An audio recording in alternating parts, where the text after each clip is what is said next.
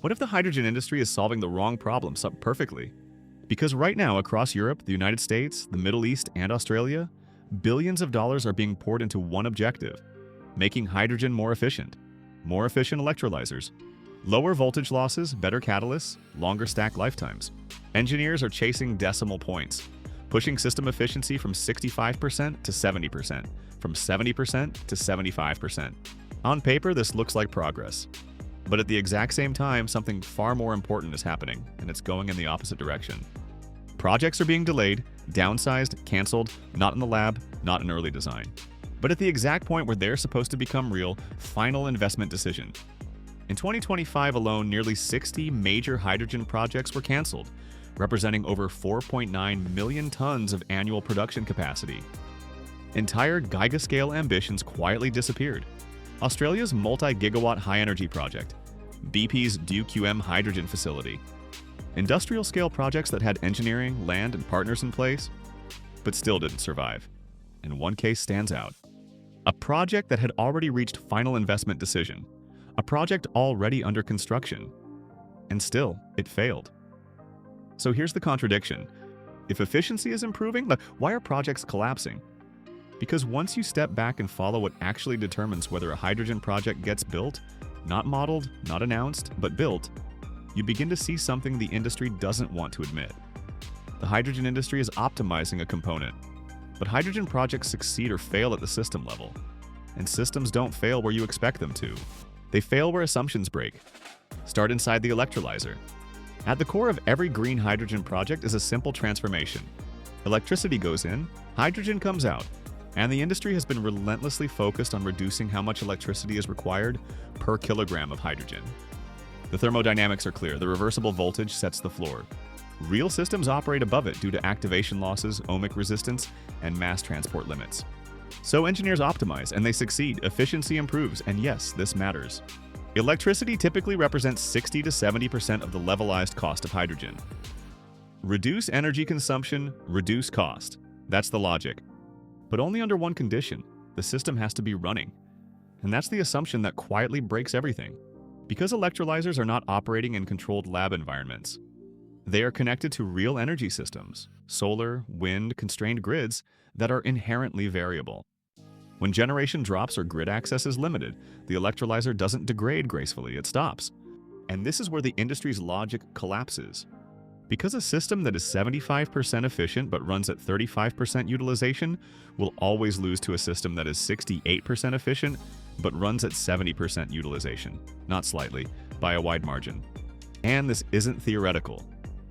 Many real-world projects today operate in the 30 to 40% utilization range due to renewable intermittency and grid constraints. The efficiency gain disappears. The utilization gap dominates the economics. This is the first system reality. Utilization beats efficiency. Every time. Now go one layer deeper. Even if you solve utilization, even if you secure consistent power, there is a constraint that is far more brutal. Demand. Hydrogen is not electricity. You cannot produce it and assume buyers will appear. Every kilogram requires a pathway: compression, storage, pipelines, or conversion into ammonia or methanol. And all of that requires coordination and contracts. Without offtake, there is no project. Not a delayed project, not a smaller project, no project. And this is exactly where most projects are failing. Not because the electrolyzer underperforms, but because no one signs the agreement. Across Europe, fewer than 100 to 200 long-term hydrogen offtake agreements have been signed, against a pipeline of hundreds of announced projects. The imbalance is obvious. Supply is being developed ahead of demand. And that breaks the system. Because hydrogen is not a technology rollout. It is a coordinated industrial transition. Industrial buyers hesitate. Prices are uncertain. Alternatives are still cheaper. And without viable risk hedging mechanisms, committing to hydrogen becomes exposure, not strategy. So projects stall quietly. This is the second system reality. Demand must precede supply. Now we reach the layer that ultimately decides everything: capital. Because hydrogen projects are not just technical systems. They are financial structures. Electrolyzers, compression, storage, balance of plant, grid connections, it all adds up. And the cost trajectory is not moving in the direction the industry expected. CapEx has increased significantly across projects. Some developers are reporting cost escalations of up to 65% compared to initial projections. Grid infrastructure delays are stretching timelines. Critical equipment like transformers now have lead times of up to 2 years in some regions. And into this environment, investors are being asked to commit capital based on efficiency improvements. They are not doing it. Because investors are not evaluating electrolyzers, they are evaluating risk. What happens if utilization drops? What happens if demand isn't secured? What happens if electricity prices increase? What happens if policy changes? Because those scenarios are no longer hypothetical, they are happening now. And this is where the industry's focus on efficiency becomes almost irrelevant. Because capital does not flow to optimize systems, it flows to resilient ones. A slightly less efficient project with locked-in demand, stable power pricing, and high utilization will always outperform a highly optimized system with uncertainty. This is the third system reality. Finance rewards certainty, not efficiency. Now add the layer that was supposed to fix everything: policy. In the United States, the 45V hydrogen production tax credit introduced up to $3 per kilogram in subsidies. On paper, this should have transformed project economics, but the implementation changed the system. Additionality requires new clean power to be built specifically for hydrogen. Temporal matching requires hourly alignment between generation and consumption. Deliverability requires local sourcing of electricity. Individually, these rules make sense. Together, they reshape project design entirely. They increase cost, they reduce flexibility, they lower utilization unless systems are fully integrated. And suddenly, projects that looked viable on paper are no longer viable in reality. This is why some major US hydrogen initiatives have stalled or been restructured under policy uncertainty. Not because the technology failed, but because the system wasn't designed for the rules. This is the fourth system reality. Policy doesn't fix broken systems, it exposes them. Now step back and look at the full structure.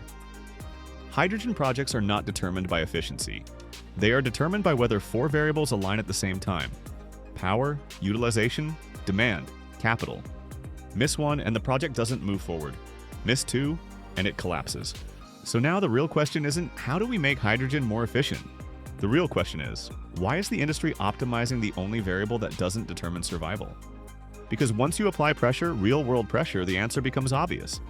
If utilization drops, efficiency doesn't save you. If offtake isn't signed, efficiency doesn't matter. If capital doesn't flow, efficiency is irrelevant.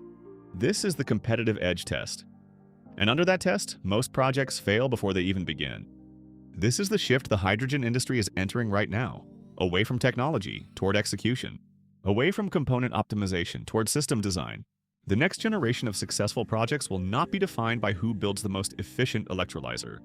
They will be defined by who builds systems that actually run, systems that secure demand before supply, systems designed for utilization, not ideal conditions, systems that align finance, infrastructure, and policy from day one.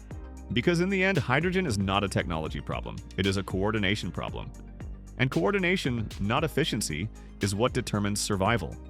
So the next time you hear about a breakthrough in hydrogen efficiency, pause. Ask a different question. Not how efficient is it, but does it solve the system? Because the future of hydrogen won't be decided in the lab. It will be decided in whether projects get built. And more importantly, whether they survive once they do. If you want to go deeper into how real hydrogen projects actually reach final investment decision, how power, demand, utilization, and capital are structured into something fundable, you can explore H2 Hub by Renee Energy. Because in this industry, the winners won't be the most efficient. They'll be the ones that actually get built.